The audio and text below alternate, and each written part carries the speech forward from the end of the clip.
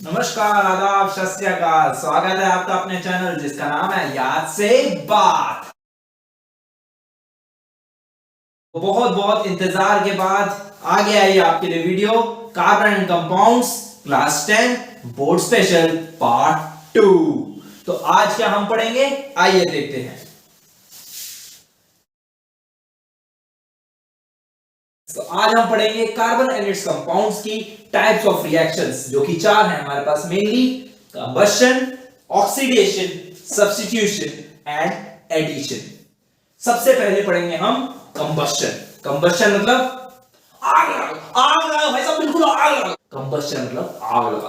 Combustion मतलब क्या है हमारा, आग लगा। तो हमने क्या करना है, कार्बन लिया, ऑक्सीजन की प्रेजेंस में आग लगा दो, कंबशन कर दिया कार्बन का, क्या बन जाएगा CO2। क्या मतलब है कंबशन का, ऑक्सीजन की प्रेजेंस में हम कार्बन या उसके कंपाउंड को हीट करेंगे। ये तो हो गया हमारा कार्बन। अब हम कार्बन के कंपाउंड लेते हैं। सिंपल सा कंपाउंड ले लेता हूं मैं, क्या, CH4। CH4 ऑक्सीजन की प्रेजेंस में आग लगा, क्या, आग लगा, क्या बनेगा हमारे पास CO2। ये तो फिक्स है। अब लेकिन यहां पर एक चीज और है, H एक्स्ट्रा, ऊपर वाली रिएक्शन में H और O ये दोनों मिलकर क्या बनाते हैं, आग बुझाने वाला पानी। क्या है, पानी। तो क्या ध्यान रखना है हमको, कंबशन रिएक्शन के अंदर अगर कार्बन की कंबशन रिएक्शन है तो ऑक्सीजन के साथ रिएक्शन हो, क्या बनेगा, कार्बन डाइऑक्साइड। और अगर कार्बन के किसी कंपाउंड की रिएक्शन है तो ऑक्सीजन के साथ रिएक्शन होगी और क्या बनेगा, कार्बन डाइऑक्साइड प्लस वाटर। क्यों, क्योंकि हाइड्रोजन भी है और ऑक्सीजन है, दोनों मिलकर क्या बनाते हैं हमारा सिंपलेस्ट कंपाउंड H2O। बैलेंसिंग का ध्यान रखना है। यहां पर देखो बैलेंसिंग हो रखी है कि नहीं, कार्बन कार्बन एक, हाइड्रोजन 4 है, यहां पर कितने, 2, तो यहां पे लगा दूंगा मैं 2। ऑक्सीजन 2, यहां पर कितने, 2 और 2 4, यहां पे क्या लगा दूंगा मैं 2। हो गई बैलेंस। बैलेंसिंग ध्यान रखनी है, अपने आप फर्स्ट चैप्टर में सिखा रखा है। तो हो गई combustion reaction. Combustion reaction, reaction तो ये हो गई, लेकिन हमारे पास थोड़े से रीजनिंग क्वेश्चंस आते हैं। रीजनिंग क्वेश्चन क्या आएंगे, बहुत ही सिंपल से रीजनिंग क्वेश्चन क्या आएगा कि सैचुरेटेड कंपाउंड जितने भी होते हैं, सैचुरेटेड कंपाउंड्स मतलब जिनमें सिंगल बॉन्ड हो। कौन से कंपाउंड, सिंगल बॉन्ड वाले कंपाउंड्स, इसके अंदर हमारी कंबशन रिएक्शन होगी तो ये फ्लेम कैसी देंगे, क्लीन फ्लेम देंगे। कैसी फ्लेम देंगे, क्लीन फ्लेम। क्लीन और blue, blue blue eyes hypnotise कर दे हैं मैंने। तो सीसी सिंगल बॉन्ड अगर वाले कंपाउंड्स है हमारे पास कार्बन के, तो वो कंबशन पे कैसी फ्लेम देंगे, क्लीन ब्लू फ्लेम। और अगर हमारे पास ऐसे कंपाउंड्स हो जो डबल बॉन्ड वाले हों या फिर ट्रिपल बॉन्ड वाले हों, तो वो क्या करेंगे, ब्लैक और सूटी फ्लेम। कैसे देंगे, ब्लैक और सूटी। कुछ एक्स्ट्रा आ गया, एक्स्ट्रा आ गया तो ब्लैक, ब्लैक कर देंगे, और सूटी, ब्लैक और सूटी। सूटी क्या होता है, काला काला से पाउडर जैसा जो हो जाता है ना हमारा। ये बात आपको ध्यान रखनी है कि कंबशन रिएक्शन के अंदर अगर सैचुरेटेड कंपाउंड्स है तो क्या देंगे, क्लीन ब्लू फ्लेम। और अगर डबल बॉन्ड, ट्रिपल बॉन्ड वाले, मल्टीपल बॉन्ड वाले कंपाउंड्स हैं तो क्या देंगे, ब्लैक और सूटी फ्लेम। ठीक है भाई, आगे बढ़े। ओके, नेक्स्ट हमारे पास आती है सब्स्टिट्यूशन रिएक्शन। सब्स्टिट्यूशन रिएक्शन का मतलब एक्सचेंज। सब्स्टिट्यूशन का मतलब एक्सचेंज, अगल बगल, अदला बदली। यहां पर मैंने ले लिया क्या, CH4, सिंपल सा कंपाउंड है हमारे कार्बन का, इसके साथ मैंने रिएक्शन करा दी किसकी, Cl2 क्लोरीन की। किसकी प्रेजेंस में कराऊंगा मैं ये, सनलाइट। सनलाइट को एक और तरीके से लिखते हैं H।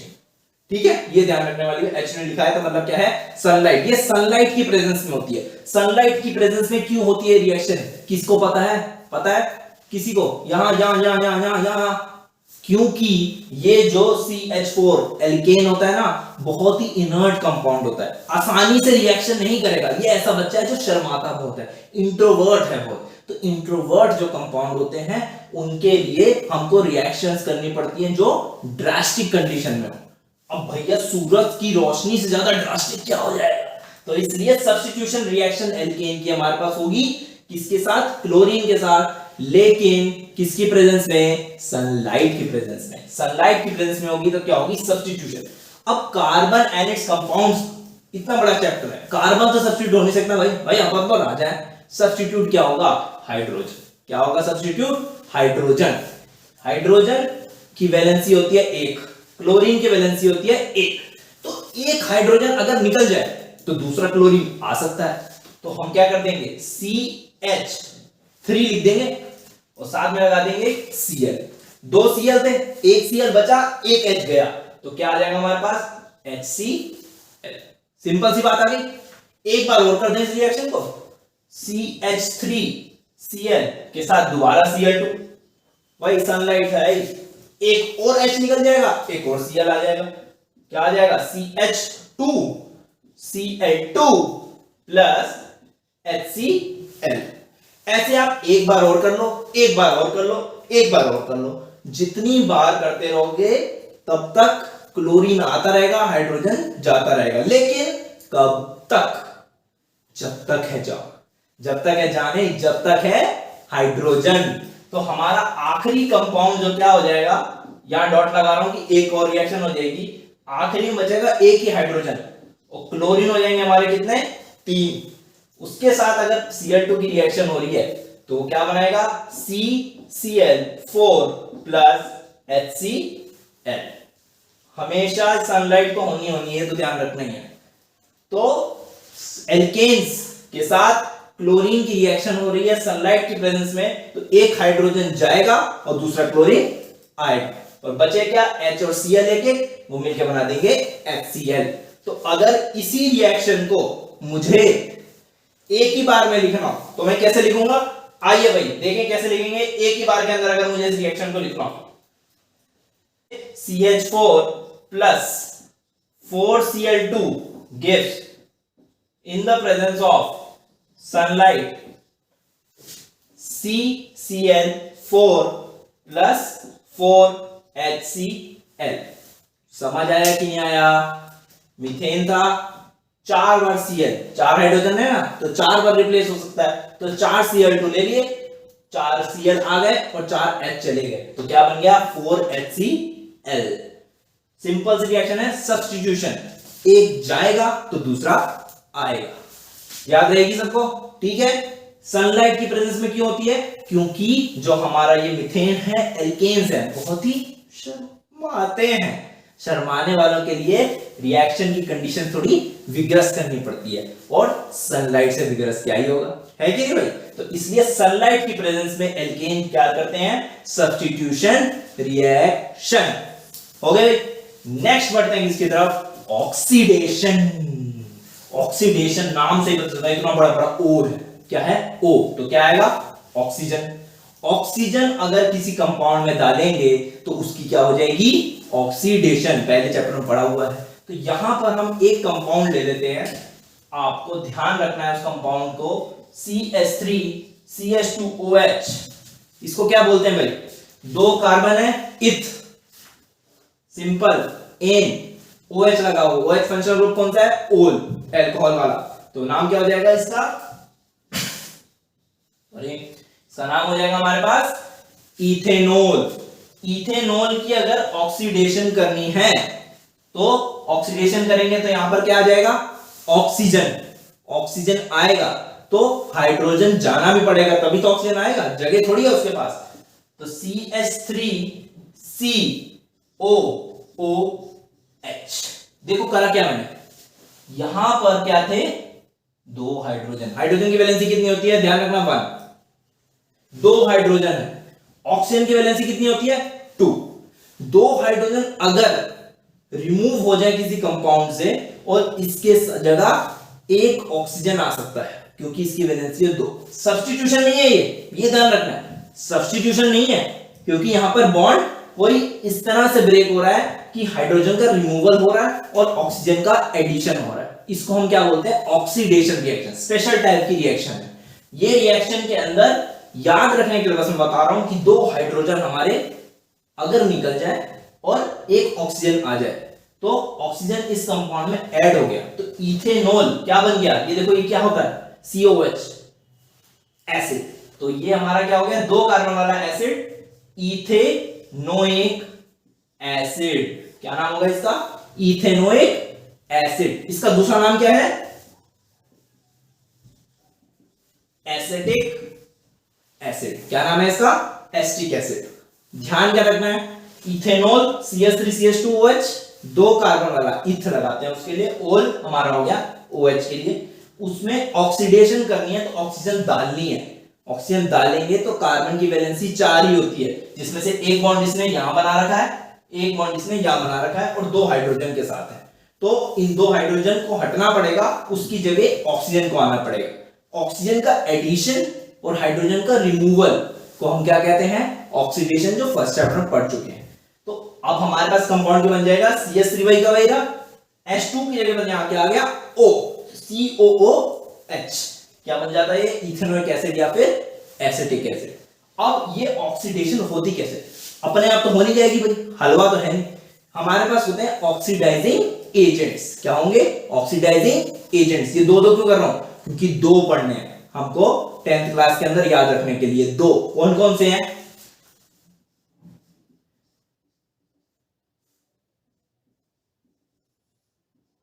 देखते जाओ बस।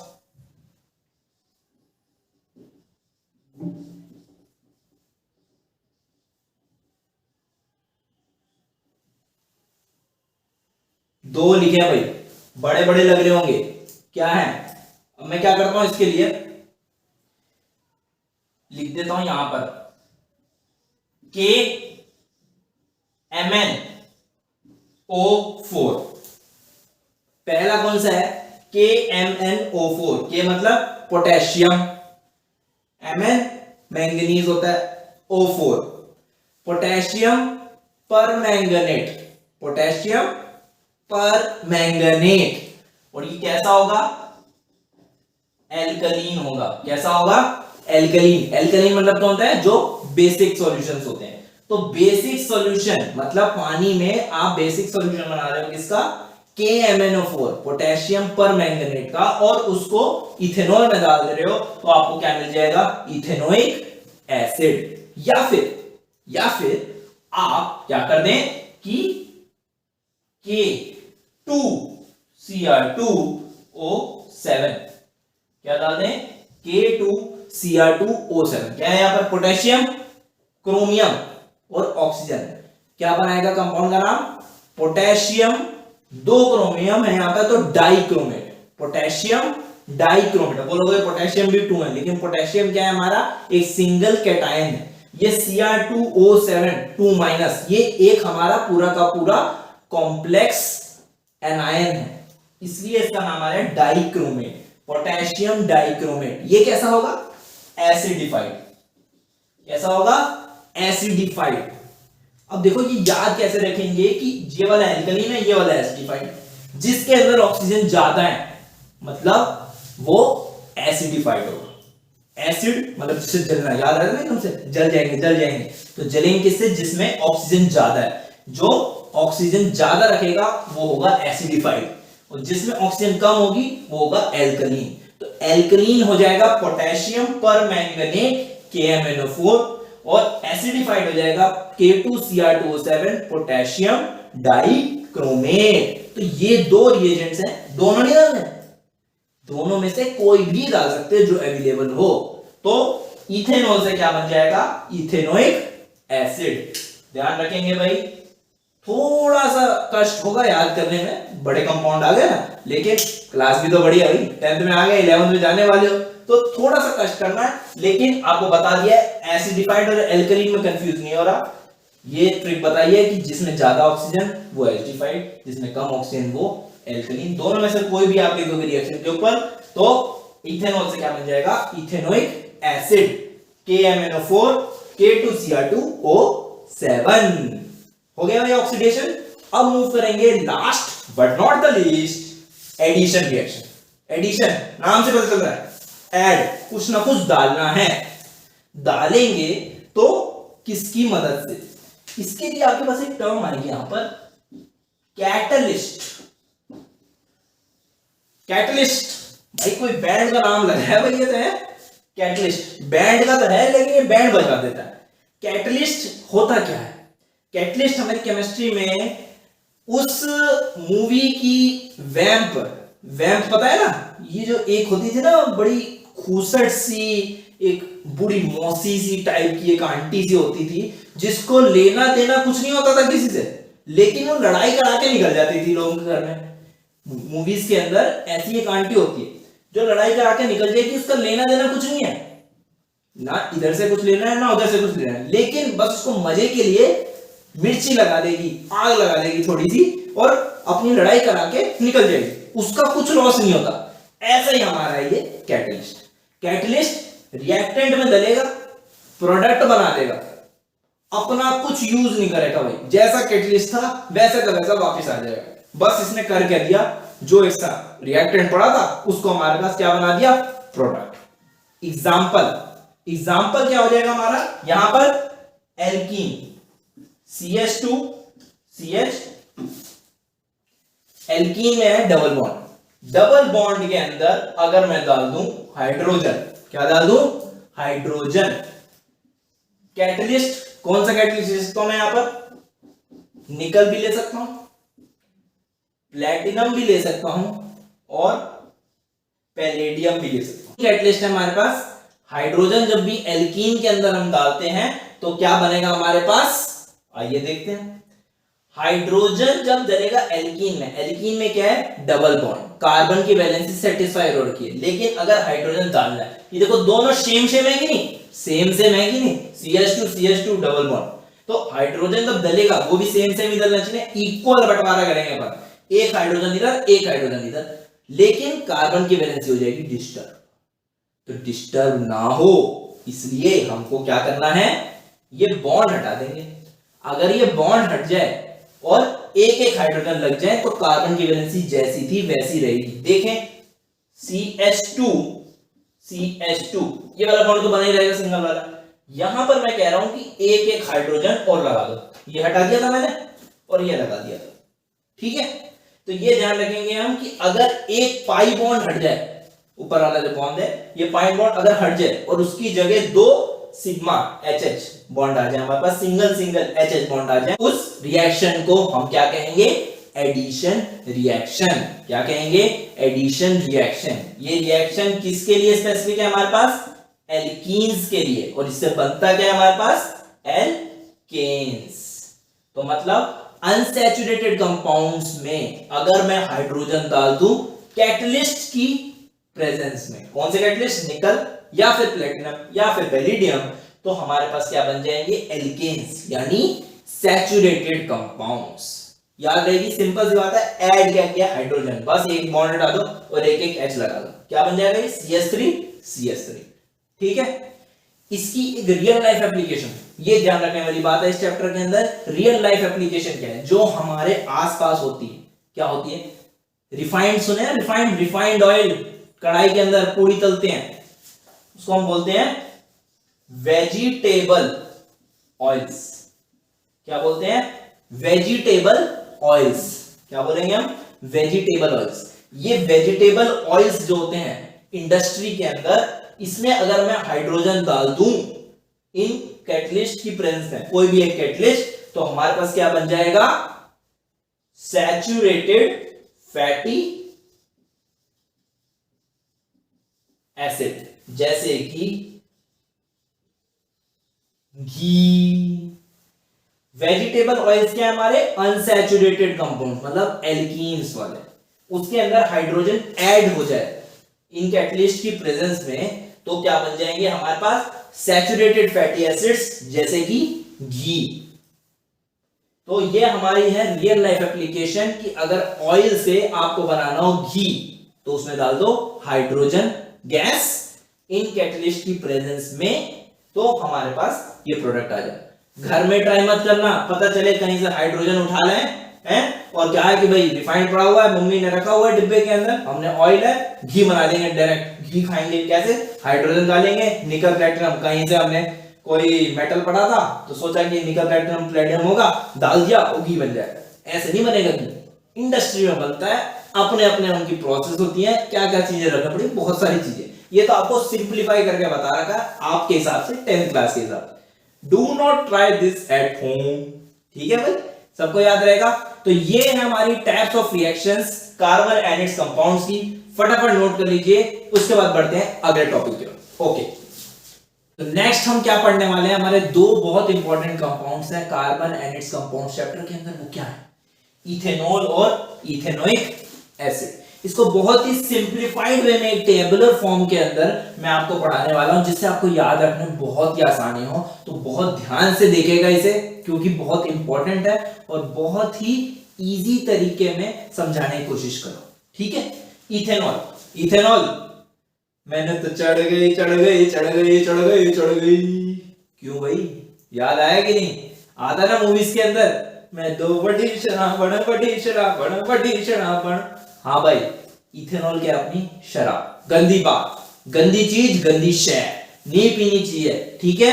लेकिन हमको पढ़नी तो पड़ेगी ना, केमिस्ट्री की बात है, केमिस्ट्री की बात है, केमिकल तो पढ़ने पड़ेंगे, है तो ये केमिकल ही ना। इसके और भी अच्छे अच्छे यूज भी होते हैं भाई, दवाइयों के अंदर थोड़े थोड़े क्वांटिटी में डालते हैं, इंडस्ट्री में कहीं और होता है, तो इसलिए ये केमिकल तो बना है, इसकी पढ़नी तो है, लेकिन पीना नहीं है, गंदी बात। तो इसलिए पढ़ने के लिए हम जानेंगे सबसे पहले क्या होगा इसका मॉलिक्यूलर फॉर्मूला। मॉलिक्यूलर फॉर्मूला अभी पढ़ा था, CH3 CH2OH, ये ध्यान रखिए। सबसे पहली बात इथेनॉल CH3 CH2OH, ठीक है।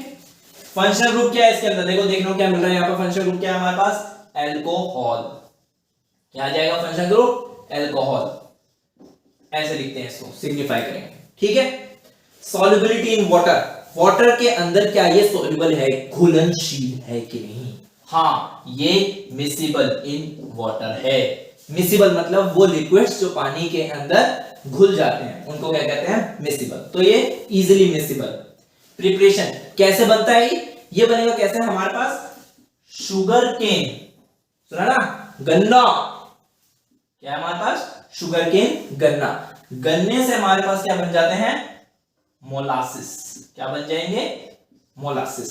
सनलाइट की प्रेजेंस में, अगेन सनलाइट की प्रेजेंस में यहां पर हमारे पास क्या बन जाएगा, इथेनॉल।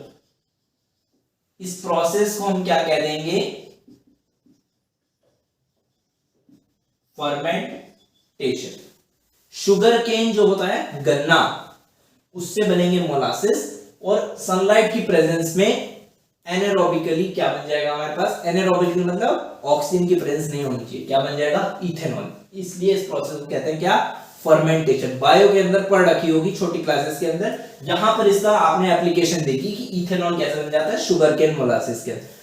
अब इसके आगे हम यूजेस पढ़ेंगे। यूजेस पढ़ने के लिए सबसे पहले तो बता ही दिया, ड्रिंकिंग के लिए होता है, बट अवॉइड ओवर ड्रिंकिंग। सबसे पहले यूज ही मैंने बता दिया क्या है, avoid over drinking. Over drinking नहीं करनी है, बहुत थोड़े से अमाउंट के अंदर। यहां पे यूज होता है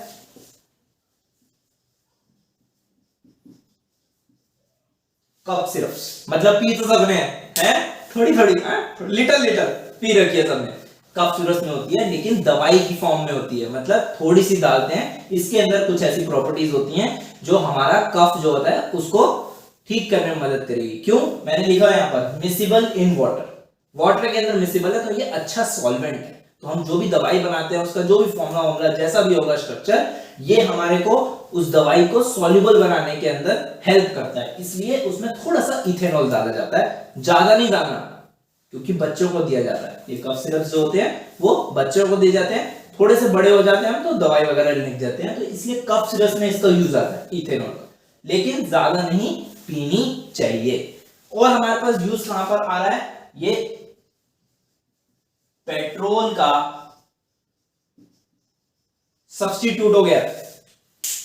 सुना होगा अभी हमारे पास क्लीन फ्यूल, क्लीन फ्यूल क्या आ रहा है, पेट्रोल जो होता है हमारा क्या है, फॉसिल फ्यूल है। फॉसिल फ्यूल जो होता है कभी ना कभी खत्म हो जाएंगे, कभी ना कभी खत्म हो जाएंगे, तो इसलिए हमें धीरे धीरे क्या करना है, उनका यूज कम करना है। तो अब हम क्या कर रहे हैं, ब्लेंडिंग कर रहे हैं। ब्लेंडिंग मतलब मिला रहे हैं, थोड़ा सा पेट्रोल कम डालेंगे और उसके साथ मिला देंगे क्या, इथेनॉल। जैसे अभी हमारे पास 10%, 20%, मतलब अगर 100 ml पेट्रोल है, आपकी गाड़ी में अगर 100 ml पेट्रोल भरा जा रहा है तो हम क्या करेंगे, सरकार ने क्या किया है कि 100 ml में से 10 ml पेट्रोल निकाल देंगे और 10 ml क्या डाल देंगे, इथेनॉल, या 20 ml निकाल देंगे और 20 ml क्या डाल देंगे, इथेनॉल। इससे क्या होगा, पेट्रोल से ज्यादा क्लीन फ्यूल है क्या, इथेनॉल, क्योंकि ये केवल कार्बन डाइऑक्साइड और वाटर प्रोड्यूस करता है। कंबशन पढ़ाया था अभी, जो कार्बन के कंपाउंड्स हैं वो कंबशन पे क्या करते हैं, CO2 और H2O, और कोई जो गैसेस हैं NO2, SO2, H3 ये सब कुछ भी नहीं करते। तो ये क्लीन फ्यूल हुआ कि नहीं हुआ।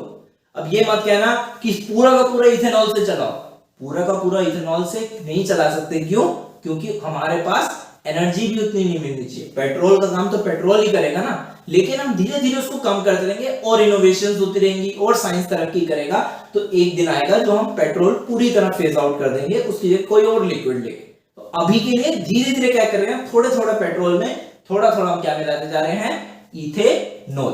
ठीक है भाई, याद रहेगा सबको। ओवर ड्रिंकिंग के लिए मना किया, लेकिन फिर भी कुछ लोग नहीं मानते। अब ये केमिकल है, मैंने बोला इंडस्ट्री में बनाया जाता है, कप सिरप में डाला जाएगा, कहीं पेट्रोल का सब्सट्रेट, सब इंडस्ट्री के काम है बड़े बड़े, तो वहां पे भी जो लोग होते हैं वो पी लेंगे, उसको पता है उनको इथेनॉल। तो इसलिए क्या करते हैं, उसके अंदर हम क्या मिला देते हैं, इथेनॉल में थोड़ा सा मीथेनॉल, क्या मिला देंगे, मीथेनॉल। मीथेनॉल क्या हो जाता है, CH3OH, क्या मिला देंगे, मीथेनॉल, जिसमें एक ही कार्बन। अब ये मिलाने से क्या हो जाएगा भाई, या फिर हम इसके अंदर क्या मिला देंगे, डाइस। डाई क्या होती है, हमारी जो कलरिंग एजेंट्स होते हैं वो मिला दे। तो इससे पता चल गया कि ये हमारा इथेनॉल है, इसे पीना नहीं है, क्योंकि प्योर इथेनॉल, नीट, बिल्कुल नीट भी क्या बोलते हैं, उसके अंदर भी पानी तो होता है, कुछ इसमें बना होता है। तो प्योर इथेनॉल जो बनता है, केमिकल जो प्योर इथेनॉल है, वो तो पीना ही नहीं चाहिए, क्योंकि उससे बहुत ज्यादा नुकसान हो जाएगा, आपका बॉडी जो है बिल्कुल खराब हो जाएगी और आपकी डेथ भी हो सकती है। इसलिए डेथ ना हो और लोग और ना पिए इंडस्ट्री के अंदर, तो हम क्या मिलाते हैं, या तो डाइस, उससे हमें पता चल जाएगा डाई है इसके अंदर, तो ये वो इथेनॉल है जो हम पी नहीं सकते। दूसरा हम इसके अंदर क्या मिला सकते हैं, मीथेनॉल, क्या मिला सकते हैं, मीथेनॉल। इसको मिलाने से क्या होगा, इसमें तो कोई कलर भी नहीं है, पता ही नहीं चलेगा, लेकिन बता के रखा है कि मीथेनॉल डाला हुआ है इसके अंदर। मीथेनॉल क्या होता है, मीथेनॉल इथेनॉल से बहुत ज्यादा डेंजरस है, बहुत ज्यादा। मीथेनॉल जो होता है ये हमारे पास बॉडी के अंदर ऑक्सीडाइज होके क्या बना देगा, मीथेनॉल, क्या बना देगा, मीथेनॉल। बॉडी के अंदर ऑक्सीडाइज होके क्या बना देगा, मीथेनॉल, HCHO। बॉडी के अंदर ऑक्सीडाइज होके मीथेनॉल बना देगा, तो ये क्या कर देगा, हमारे जो सेल्स होते हैं, हमारे जो सेल्स होते हैं अंदर, ये बैटरी वाले जो रिमोट में लगते हैं वो नहीं, जो हमारे अंदर सेल होते हैं बायो वाले, बायो थोड़ी सी है इसके अंदर, बॉडी के अंदर बायो है ना हमारी, तो सेल्स के अंदर जो प्रोटोप्लाज्म होता है उसको क्या कर देगा, कोगुलेट, प्रेसिपिटेट कर देगा।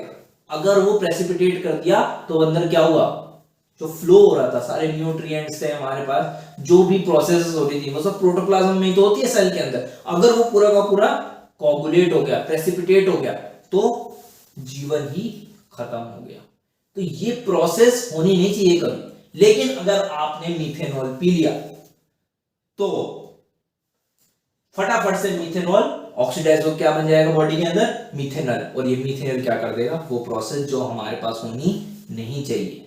तो इसलिए बी अवेयर, कभी भी एब्सोल्यूट मीथेनॉल नहीं पीना है, या फिर मीथेनॉल अगर मिला हुआ है इथेनॉल में तो वो भी नहीं पीना है, और एब्सोल्यूट इथेनॉल भी नहीं पीना है। और इथेनॉल भी वैसे भी कितना भी डाइल्यूट हो पीना नहीं चाहिए, केवल दवाई की फॉर्म में जो डॉक्टर आपको प्रिस्क्राइब करेगा वो दवाई में ही थोड़ा सा मिला होता है वो ले, क्योंकि इसके और भी यूजेस हैं, पेट्रोल के यूज होता है तो हमारी क्लीन एनर्जी के लिए, तो इसलिए उसे खत्म ना करें। और मीथेनॉल बन जाता है बॉडी के अंदर ऑक्सीडाइज होके, तो बहुत ध्यान रखना है कि बिल्कुल भी नहीं पीने से बहुत ज्यादा हानि होती है, हमारी जो सेंसेस होते हैं वो बहुत डिले हो जाते हैं, हमारा जजमेंट हो जाता है वो बहुत डिले हो जाता है, मस्कुलर हमारे जो मूवमेंट्स होते हैं वो बहुत ही लिथार्जिक हो जाते हैं, हमारी sense of judgement, sense of balance, वो देखा होगा ना, कहते हैं भाई जो बनते हैं, ये शराबी जरा था टुन हो गया और क्या नाली में गिर गया, क्योंकि उसे कुछ पता ही नहीं होता। CNS हमारे सेंट्रल नर्वस सिस्टम पे बहुत ज्यादा इफेक्ट करता है,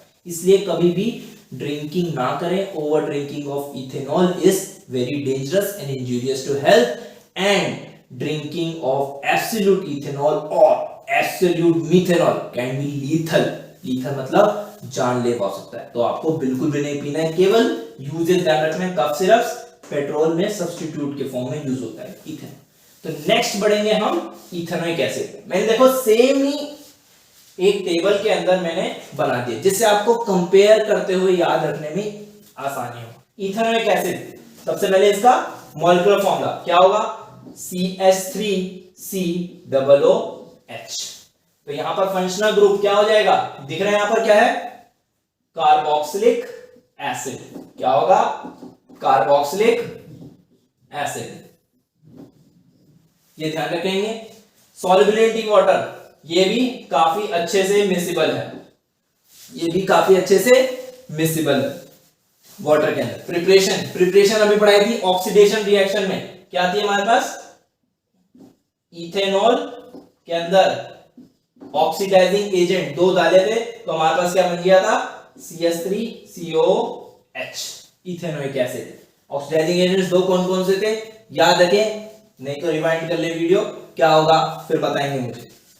CH3CH2OH ऑक्सीडाइजिंग एजेंट, ऑक्सीडाइज कर देगा तो क्या बन जाएगा हमारे पास, इथेनोइक एसिड। ये हो गई इसकी प्रिपरेशन। अब बात करेंगे इसके यूजेस। इथेनोइक एसिड यूज कहां कहां पर होता है, ये नाम सुना है क्या किसी ने, विनेगर, सिरका, हिंदी में क्या बोलते हैं इसको, सिरका, घर में बहुत सुना होगा। इंग्लिश में क्या कहते हैं इसको, विनेगर, हिंदी में क्या कहेंगे, सिरका। ये यूज किसके फॉर्म में होता है, एज अ प्रिजर्वेटिव। प्रिजर्वेटिव मतलब अचार वगैरह में आप डालते हैं इसको, ताकि आपके अचार जो है, पिकल्स जो है, अचार की इंग्लिश पिकल्स, इसको हम काफी लंबे टाइम तक स्टोर करके रखें। या फिर हम हमारे चाउमीन वगैरह होती हैं, इसके अंदर भी थोड़ा सा विनेगर डालेंगे हम, जिससे और उसका टेस्ट इनहैंस होता है और प्रॉपर्टीज और अच्छी हो जाएगी, खाने में और मजा आएगा। तो ये विनेगर असल में क्या है, कुछ भी नहीं है, इथेनोइक एसिड है। खाली इथेनोइक एसिड ही है नहीं, 5 to 8% solution of acetic acid in water. What is vinegar, सिरका क्या है, 5 to 8% solution of acetic acid in water. Percentage आनी चाहिए, 9th क्लास के अंदर पढ़ के आ चुके हैं। क्या मतलब है इसका, कि अगर 100 ml हमारे पास सॉल्यूशन है तो उसमें से 5 से 8 ml क्या होगा, इथेनोइक एसिड, जिसको हम कहते हैं एसिटिक एसिड, और बाकी बचा जितना भी 95 या 92 ml होगा वो क्या होगा, पानी। तो पानी के अंदर अगर इथेनोइक एसिड मिला हुआ है इस कॉन्सेंट्रेशन में 5 से 8 ml 100 ml हर 100 ml सॉल्यूशन के लिए, तो वो क्या होगा, विनेगर। क्या होगा, विनेगर। याद रहेगा, ये इसका बहुत ही ज्यादा अच्छा यूज है इसका, इथेनोइक एसिड का। पूछा जाता है विनेगर क्या होता है, किस लिए यूज होता है, एज अ प्रिजर्वेटिव। कैसे यूज होगा, एज अ प्रिजर्वेटिव। एक जो बात इसमें ध्यान रखने वाली है, इथेनोइक एसिड का हमारा दूसरा नाम क्या है, एसिटिक एसिड, वो तो पता है सबको, लेकिन केमिस्ट्री के अंदर थोड़ा सा इसे और क्या कहा जाएगा, glacial acetic acid. Glacier word से आ रहा है, याद आ रहा है थोड़ा, बर्फ। ग्लेशियल एसिटिक एसिड, इसको नाम क्यों दिया गया, क्योंकि इसका जो मेल्टिंग पॉइंट है वो क्या है, मेल्टिंग पॉइंट है हमारे पास 290 केल्विन। क्या है, 290 केल्विन। मतलब ये बहुत ही कम टेम्परेचर पे बर्फ बन सकता है, बहुत ही कम टेम्परेचर पे बर्फ बन सकता है। पानी का मेल्टिंग पॉइंट कितना होता है, 273 केल्विन, और इसका कितना है, 290 केल्विन। मतलब ये वेरी लो टेम्परेचर, आसपास का टेम्परेचर होगा, अगर उसे लैब में आप रख रहे हो 273, 17 डिग्री सेल्सियस पे, 17 प्लस किया, अगर हमने 273 में 290 बन गया, तो अगर 17 डिग्री सेल्सियस टेम्परेचर है और आपने एसिटिक एसिड रखा हुआ है, तो वो क्या बन जाएगा, बर्फ। इसलिए इसका नाम क्या कह देंगे हम, ग्लेशियल एसिटिक एसिड, क्योंकि इसका मेल्टिंग पॉइंट काफी लो है, 290 केल्विन। 2 रीजनिंग क्वेश्चन आ गए हमारे पास यहाँ पर, विनेगर क्या है, क्या यूज होता है, और दूसरा एसिटिक एसिड, इथेनोइक एसिड, इसको ग्लेशियल एसिटिक एसिड क्यों कहते हैं। तो ये ध्यान रखेंगे सारे के सारे। एक बार ये सिंपल सी molecular formula, functional group, solubility in water, preparation और यूजेस की टेबल को नोट कर लें, देख लें, अच्छे से छाप ले भाई साहब दिमाग में, बहुत ही इजीली आपको दिमाग में याद हो जाएगा और पेपर में जरूर आएगा पक्का से। एक बार देखेंगे फटाफट से फिर मिटाएंगे। ओके, तो नेक्स्ट हम बात करेंगे क्या, इन इथेनॉल और इथेनोइक एसिड की कुछ रिएक्शंस के बारे में। ठीक है, सबसे पहले बात करते हैं इथेनॉल। इथेनॉल की रिएक्शन हमारे पास किसके साथ हो रही है, CH3CH2OH की रिएक्शन हो जाएगी किसके साथ, सोडियम मेटल के साथ। किसके साथ, सोडियम मेटल के साथ। तो हमारे पास क्या हो जाएगा यहाँ पर, सोडियम मेटल जो है हाइड्रोजन की जगह आ जाएगा Na। क्या आ जाएगा, CH3CH2O- Na+ और बन जाएगा H2। क्या बच जाएगा, H2। H गया और Na आया, लेकिन H कभी भी अकेला नहीं रहेगा, कैसे रहता है, in the form of hydrogen gas. तो इसलिए यहाँ 2 H हो गए, तो इसलिए मैं यहाँ पे भी 2 लगा दूंगा। अगर ये 2 हो गया तो फिर ये भी 2 हो जाएगा, ये 2 हो गया तो 2 Na है, तो यहाँ पे भी क्या आ जाएगा, 2 Na। तो ये रिएक्शन बैलेंस हो गई। बहुत ही सिंपल सी रिएक्शन है। अगर आपके पास आ जाए इथेनॉल के साथ सोडियम की रिएक्शन है, H हटा दो और Na लगा दो, O- Na+ और H2 बन जाएगा। सिंपल सी बात है, ठीक है, याद रखेंगे। इसके बाद हमारे पास रिएक्शन किसके साथ आ जाएगी, इथेनॉल की CH3CH2OH की रिएक्शन करा देता हूं मैं किसके साथ, CH3COH। अरे ये तो इथेनॉल का एसिड ही है, इन दोनों की भी रिएक्शन होती है। हाँ, इन दोनों की रिएक्शन अगर होगी तो हमारे पास कॉन्सेंट्रेटेड H2SO4 की प्रेजेंस में होगी। किसकी प्रेजेंस में होगी, CH3COH की COH के साथ रिएक्शन होगी कॉन्सेंट्रेटेड H2SO4 की प्रेजेंस में। तो क्या बनेगा, CH3COOCH2CH3। इसको क्या बोलते हैं, स्वीट स्मेलिंग एस्टर। क्या बोलेंगे, स्वीट स्मेलिंग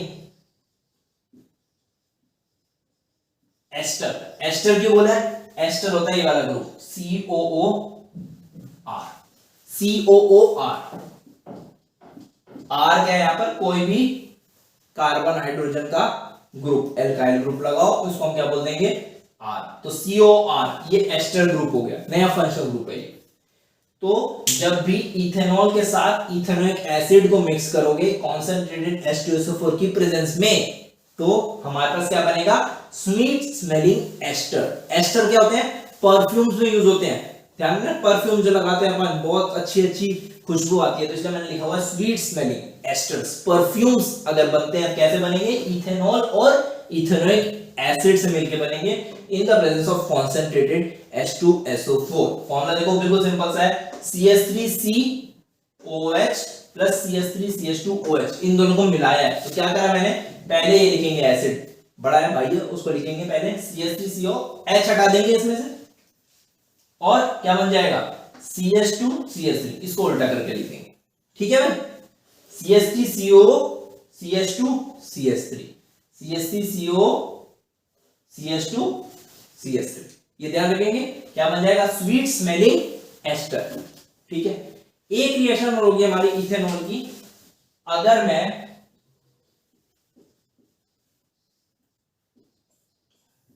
इथेनॉल में खाली कॉन्सेंट्रेटेड H2SO4 डाल, खाली कॉन्सेंट्रेटेड H2SO4 तो होता है ये हमारा क्या करेगा, डिहाइड्रेटिंग एजेंट। क्या है, डिहाइड्रेटिंग। डिहाइड्रेटिंग से क्या करता है, डिहाइड्रेशन मतलब पानी की कमी, डी मतलब डिक्रीज, हाइड्रेशन मतलब पानी, पानी की कमी कर देगा। पानी की कमी करेगा मतलब H2O निकालेगा। क्या करेगा, यहां से H2O निकालेगा। H2O निकालने के लिए क्या क्या निकालेगा, ऑक्सीजन चाहिए, ये रहा एक हाइड्रोजन इसके साथ है, इसको निकाल ले जाएगा। अब इस कार्बन से पहले ही 2 चीजें चली गई, और H साथ में लगा हुआ, एक ये वाला से ले लेते ना, सब कुछ एक ही से तो लेंगे, इस H से ले लेते हैं। तो अब देखो क्या बचा, CH2 और CH2, कार्बन की वैलेंसी यहां पे OH गया और यहां पर H गया, सिंगल बॉन्ड तो पहले से ही था। अब क्या बन जाएगा, पाई बॉन्ड। क्या बन जाएगा, पाई बॉन्ड। तो ध्यान रखेंगे, इथेनॉल के अंदर अगर कॉन्सेंट्रेटेड H2SO4 डालेंगे तो डिहाइड्रेशन हो जाएगी। क्या बन जाएगा, एल्कीन। कौन सा एल्कीन, इथीन, वाटर निकल, इथेनोइक एसिड की सबसे पहली रिएक्शन किसके साथ? सोडियम हाइड्रोक्साइड के साथ। किसके साथ? सोडियम हाइड्रोक्साइड के साथ। हाइड्रोक्साइड, इसका देखो नाम याद रखना सबको, सोडियम हाइड्रोक्साइड। इससे अपने को हिंट मिलेगा कि हमारे पास बनने क्या वाला है। क्या बनने वाला है? सबसे पहले तो हाइड्रोक्साइड है तो वाटर, वाटर निकलेगा। कुछ भी करना है अपने को, क्या निकलेगा? वाटर, वाटर निकाल दिया। अब देखो वाटर निकला कहां से? ये तो यही रहने वाला है, CH3CO O। वाटर कहां से निकला? ये देखो, एक तो भैया हमारे पास वाटर निकालने के लिए क्या क्या चाहिए? 2 हाइड्रोजन और 1 ऑक्सीजन। ऑक्सीजन यहां से रहेगा, एक हाइड्रोजन ये रहा, एक हाइड्रोजन ये रहा, हमारे पास निकल गया। बचा क्या? सिंपल, कुछ भी नहीं करना। सोडियम हाइड्रोक्साइड NaOH कहीं लिखा है तो पहले उसका नाम ध्यान रखना, क्या है? Sodium hydroxide. हाइड्रोक्साइड से क्या याद करा है? वाटर, वाटर निकाल देना, एक प्रोडक्ट है वाटर। अब बचा क्या? वाटर कहां से निकला? OH और H निकल गए, क्या बचा वो लिख दें, CH3CO बचा और Na बचा। सिंपल, इसको क्या बोल देंगे? सोडियम एसीटेट, सोडियम एसीटेट, याद रखेंगे, सोडियम एसीटेट। सिंपल सी बात है, पहली रिएक्शन बहुत इजी हो जाएगी, पक्का से। ठीक है, नेक्स्ट ये वाली सेम रिएक्शन इथेनॉल के साथ ये रिएक्शन भी हो सकती है। ठीक है, नेक्स्ट हमारे पास बात आ जाएगी CH3COH की रिएक्शन हम किसके साथ करते हैं? Na2CO3 के साथ। किसके साथ कर दिया?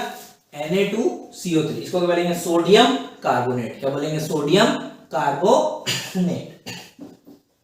अब इसके अंदर क्या बनेगा? इसका नाम, अगेन नाम इसका ध्यान रखना, सोडियम कार्बोनेट। क्या है इसमें? कार्बोनेट। कार्बोनेट से क्या रखेंगे? Carbon dioxide. क्या रखेंगे? Carbon dioxide. तो एक चीज तो पहले बन गया कार्बन डाइऑक्साइड, सिंपल सा। ठीक है, क्या बन गया? Carbon dioxide. दूसरा H भी दिख रहा है, दिख रहा है ना H? पानी भी निकाल देते हैं, पानी भी निकाल देते हैं। पानी तो हमने निकालना ही है, मतलब कुल मिला के पानी को निकालना ही है। तो देखो CO2 निकल गया, H2O निकल गया। अब देखो इसमें बचा क्या है? देखो अगर मैं यहां से CO2 निकाल दूं, CO2 निकल गया, एक ऑक्सीजन बचा, वो वाटर का हो गया, और हाइड्रोजन बैलेंसिंग कर लेंगे, 2 हाइड्रोजन। तो बचा क्या क्या? ये CH3CO बचा और ये Na बचा। इसको मिला के लिख दोगे दोबारा, CH3CO माइनस Na प्लस। ये थोड़ा सा आयनिक कंपाउंड है इसलिए मैंने इसको माइनस प्लस लिखा, हर बार लिखता आ रहा हूं। ठीक है ना? तो देखो कितना इजीली आपको प्रोडक्ट मिल जाएंगे, कुछ रटने की जरूरत नहीं है। इजीली क्या रखना है? नाम।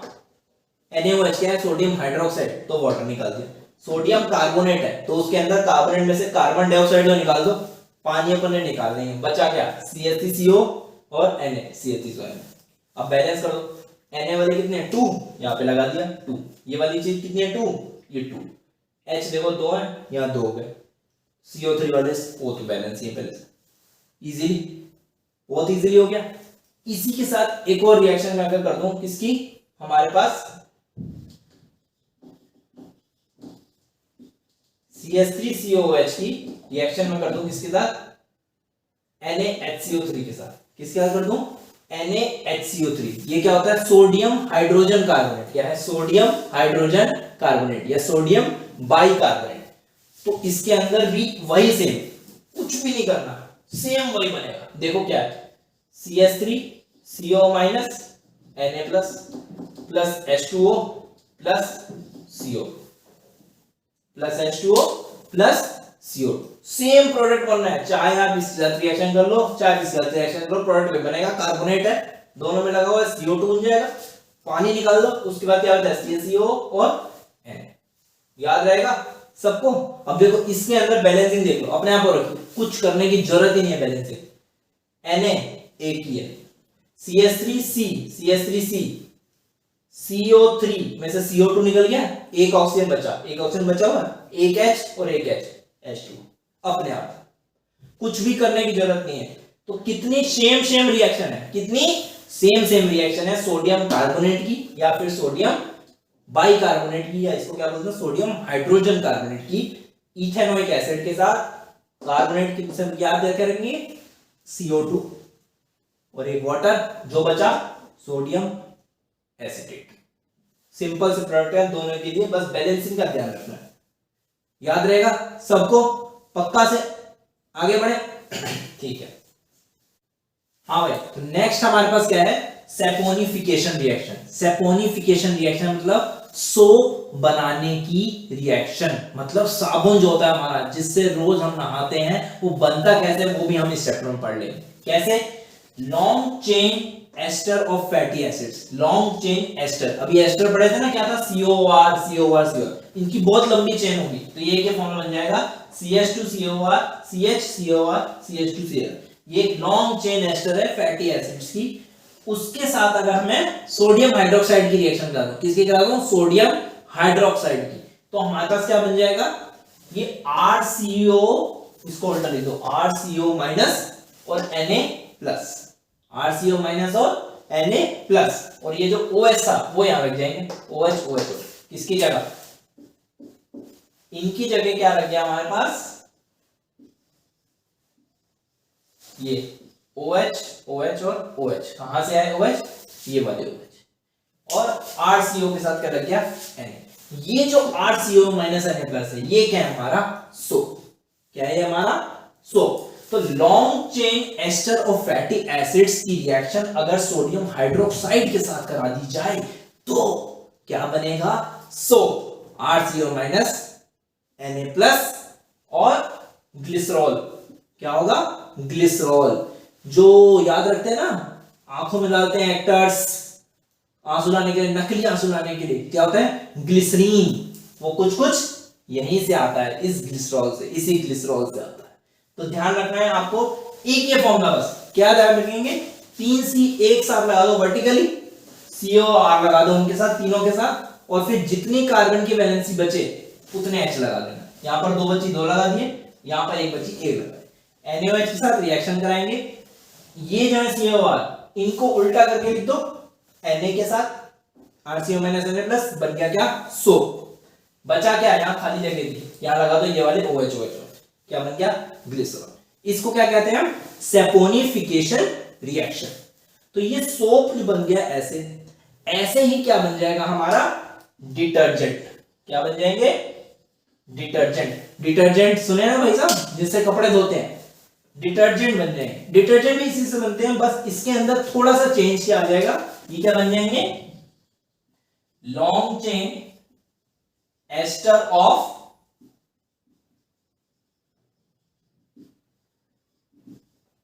Sulphonic acid. Long chain ester of sulphonic acid. ये बस किसके ले लेंगे? सल्फोनिक एसिड के अगर लॉन्ग चेन एस्टर हो जाएंगे हम सेम रिएक्शन के लिए, तो क्या बन जाएगा हमारे पास? डिटर्जेंट। क्या बन जाएगा? डिटर्जेंट। सोप बनाने के लिए long chain ester of fatty acids, detergent बनाने के लिए long chain ester of sulphonic acid. ठीक है, सोप और डिटर्जेंट। अब ये सोप और डिटर्जेंट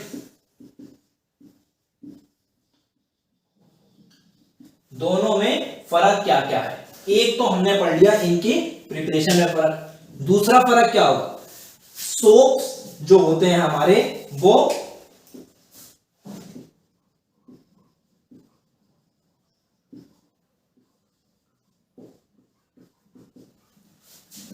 हार्ड वाटर में किसी भी काम के नहीं होते।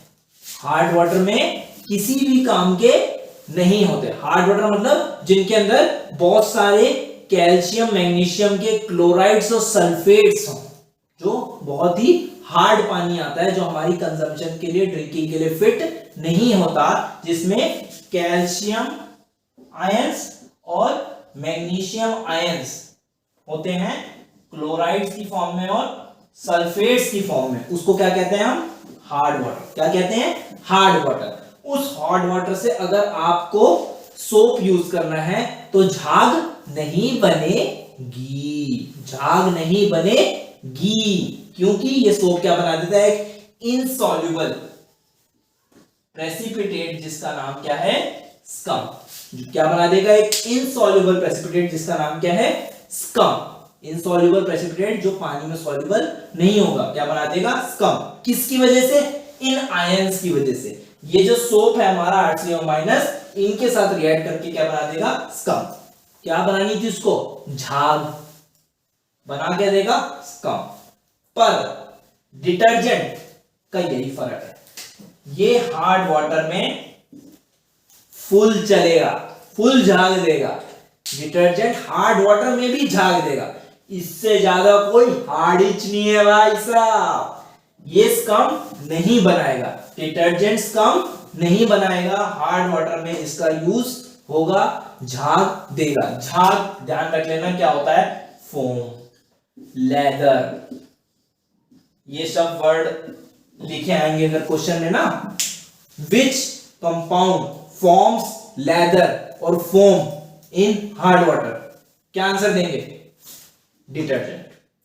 Y, because it does not form insoluble precipitate in water called scum.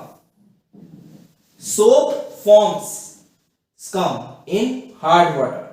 Why? Because it reacts with the calcium and magnesium chlorides and sulfates present in hard water. दो question बताए, दोनों में से कौन हार्ड वाटर में use आएगा, detergent, क्योंकि वो स्कम नहीं बनाएगा। और सोप हार्ड वाटर में काम क्यों नहीं आएगा, क्योंकि वो क्या बनाएगा, स्कम। खाली यहां तक आंसर नहीं लिख के आना, इसके आगे भी लिखना है कि क्योंकि स्कम कैसे बनती है, chlorides and sulphates of calcium and magnesium ions present in hard water prevents soap from forming foam और लेदर। याद रहेगा सबको, पक्का से, या पक्का भूलना नहीं है बिल्कुल, ठीक है। ये एक बहुत मेजर डिफरेंस है किसके अंदर, सोप के अंदर और डिटर्जेंट में। प्रिपरेशन का डिफरेंस मैंने बता ही दिया है, ठीक है। एक बिल्कुल छोटू सा टॉपिक बचा लास्ट में, वो हम कवर करेंगे अभी 1 मिनट के लिए, फटाफट से ये देख लीजिए। लास्ट टॉपिक हमारा क्या है, मिसेस। क्या है, मिसेस।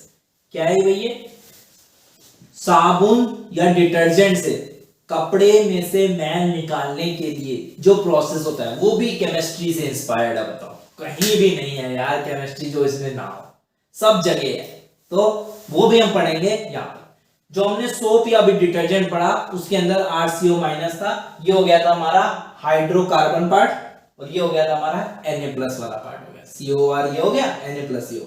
तो ये दो पार्ट्स जो होते हैं, ये अलग अलग प्रॉपर्टीज के होते हैं। ये जो Na+ हो गया, ये क्या है, हाइड्रोफिलिक पार्ट। कौन सा पार्ट, हाइड्रोफिलिक। हाइड्रो मतलब पानी, फिलिक मतलब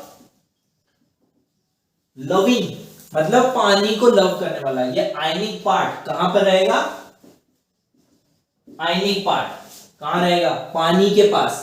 हाइड्रोफिलिक है, फिलिक मतलब लविंग। और ये जो हाइड्रोकार्बन पार्ट है, कौन सा, हाइड्रोकार्बन पार्ट। हाइड्रो मतलब वाटर, फोबिक, फोबिक मतलब डर, डरना। ये डरता है पानी से, पानी से डरता है ये। तो ये क्या हो गया, हेटर या फिर फियर। कौन सा पार्ट, हाइड्रोकार्बन, हाइड्रो, ये जो COOR ये वाला पार्ट था ना, और ये हमारा क्या हो गया, Na+, ये वाला पार्ट हो गया, ठीक है। कपड़े धुलते कैसे हैं, मम्मी से पूछ ले यार, क्या बताऊं, ये भी नहीं बताऊं है, पूछ लेना, केमिस्ट्री के पॉइंट ऑफ व्यू से पढ़ लेना, क्योंकि ये इंपॉर्टेंट है, ये आएगा पेपर के अंदर, प्रोसेस दिखना है आपको। तो क्या करेंगे, सबसे पहले क्या होगा, दाग वाला जो कपड़ा होगा जिसमें डर्ट लगी होगी, ये मान लेते हैं ये हमारा एक दाग वाला कपड़ा है जिसमें यहाँ पे ऐसे डर्ट लगी हुई है, ठीक है। इसको हमने ये पानी में अपना डाल रखा है, ठीक है, और इसमें हमने फिर अब डाल दिया हमारे सोप वाले मॉलिक्यूल्स। कौन से वाले मॉलिक्यूल, सोप वाले, वो ऐसे वाले मॉलिक्यूल्स है ना, ऐसे वाले मॉलिक्यूल, सोप मॉलिक्यूल्स मिला। तो इनको पानी में सबसे पहले मिला। स्टेप 1 क्या हो गया, पानी के अंदर सोप या डिटर्जेंट हमने मिला दिया। दोनों चीजें, सोप या डिटर्जेंट, दोनों के लिए सेम प्रोसेस है। ये मिला दिया, ये हमारा डर्ट मॉलिक्यूल है। क्या है, डर्ट वाला। दाग अच्छे हैं लेकिन यहाँ पे हमको निकालने हैं, ठीक है ना, लेकिन ये निकालने हैं डर्ट। तो सबसे पहले इसके अंदर मिला दिया। अब ये क्या करते हैं कि ये जो मॉलिक्यूल्स हैं, मैंने बताया हाइड्रोफिलिक पार्ट जो होगा वो तो पानी के पास होगा, लेकिन जो हाइड्रोफोबिक पार्ट होगा वो पानी से दूर भागेगा। अब दूर भागने की जगह ही नहीं, देखो हर जगह तो पानी पानी। तो ये क्या करेगा, अपने आप को, ये अगर मैं बीकर लूं, ये हमारा डर्ट मॉलिक्यूल है जो कपड़े पे है, तो अब ये जो हाइड्रोफोबिक पार्ट को पानी से दूर भागना है, फियर है इसको, ये कहां जाएगा? यहां पे तो सब पानी पानी है, इसके पास एक ही जगह ये, क्योंकि ये डर्ट क्या होता है हमारा, थोड़ा ऑर्गेनिक सी चीज होती है, ग्रीसी चीज हो गई, जो हाइड्रोफोबिक पार्ट है, हाइड्रोकार्बन पार्ट, इसी के पास इसके जाने की उम्मीद है। तो ये क्या करेगा, हाइड्रोकार्बन पार्ट यहां आने सारे के सारे इधर,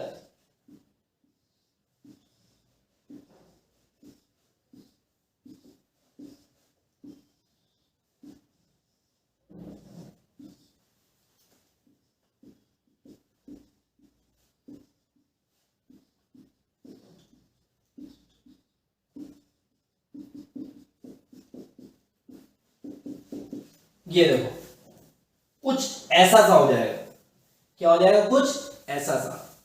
तो यहां पर क्या हुआ कि जितने भी ये देखो जिगजैग वाले हाइड्रोकार्बन पार्ट था वो सारा सारा डर्ट मॉलिक्यूल के पास आ गया, और जो पानी के पास जितने भी जगह है वो क्या है, सारे के सारे आयनिक पार्ट जो लविंग। तो इसी स्ट्रक्चर को हम क्या कहते हैं, मिसेल्स। इसी स्ट्रक्चर को हम क्या कहते हैं, मिसेल्स। तो अगर मैं इसकी डिफाइन बोलूं तो क्या आएगी, जो हमको लिखनी है अगर पेपर में आए, what are micelles? So when soap molecules are dissolved in water, when soap molecules are dissolved in water, then they arrange themselves in such a manner, that the hydrocarbon part, which is hydrophobic, tends to move towards the dirt molecule, and the hydrophilic part, which is the water loving part, protrudes out from the structure in the presence of water molecules, and they form a cluster, ये देखो एक cluster दिख रहा है ना, गोले जैसा, यहां पे आप देखोगे, अगर मैं इसको यहां पे बना के दिखाऊं, अगर ये डर्ट मॉलिक्यूल है,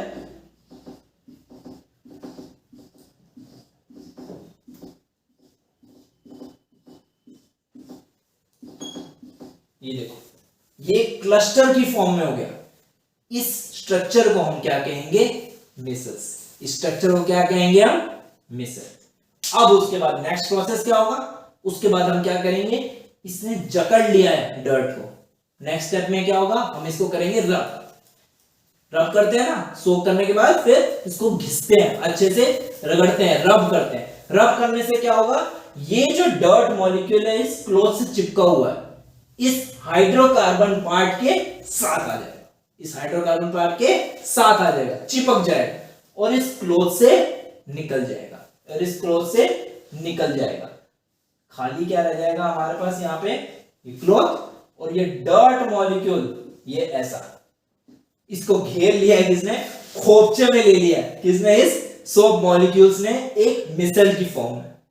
और यहां पर हमारे पास क्या रह गया है, केवल क्लीन क्लॉथ। इस क्लीन क्लॉथ को हम क्या कर देंगे नेक्स्ट स्टेप के अंदर, रिंस विद वाटर, हमारे पास जो क्लॉथ होगा वो बिल्कुल साफ होगा। तो भाई इसी तरह साफ सफाई के साथ ये हमारा कार्बन एंड कंपाउंड्स चैप्टर भी खत्म होता है। तो आई होप कि आप लोगों को जो भी परेशानियां आई थी इस चैप्टर के अंदर, बहुत हद तक मैंने इसे दूर किया है इन वीडियोस की फॉर्म में, लेकिन फिर भी कुछ डाउट्स रह जाएं, कोई भी क्वेश्चंस नहीं आए तो जरूर कमेंट करें और पूछें मुझसे कि आपके जो डाउट्स हैं उसका मैं निवारण करूंगा, और जरूरत पड़ी तो एक और वीडियो इसमें बना दूंगा। जो भी आप कहेंगे प्रैक्टिस असाइनमेंट टाइप या और क्वेश्चन चाहिए तो भी लिखें, मैं डिस्क्रिप्शन के अंदर कुछ टाइम के अंदर क्वेश्चंस डाल दूंगा, अगर आपके कमेंट्स के अंदर इसकी जरूरत होगी तो बिल्कुल डालूंगा। तो अच्छे से पढ़िए, बहुत ही इजी तरीके से टेबुलर फॉर्म में डायग्रामेटिकली रिएक्शंस एक साथ प्लेस करके मैंने समझाने की कोशिश की है ये चैप्टर को। तो आपको ध्यान रखना है कि ये चैप्टर को पढ़ें अच्छे से, और जो जो ट्रिक्स बताई हैं उन्हें याद रखें, समझें, क्योंकि बहुत इंपॉर्टेंट चैप्टर है और एग्जाम अच्छे से देना है। इस चैप्टर के बिना तो बिल्कुल नहीं हो सकता। तो ये चैप्टर अच्छे से पढ़ें। 2 वीडियोस आए हैं, दोनों को बार बार देखें, जितने ज्यादा लोगों को फैला सकते हैं फैलाएं, ताकि सबका भला हो और आप भी अच्छे से मार्क्स लाएं इस चैप्टर के अंदर और सारे चैप्टर्स के अंदर जो हमारे एग्जाम के अंदर आने वाले हैं। तो तब तक एक चीज जो आपको जरूर करनी है, क्या करनी है पता है ना सबको, it's lassi. Like and share subscribe to your favourite channel याद से। Bye bye.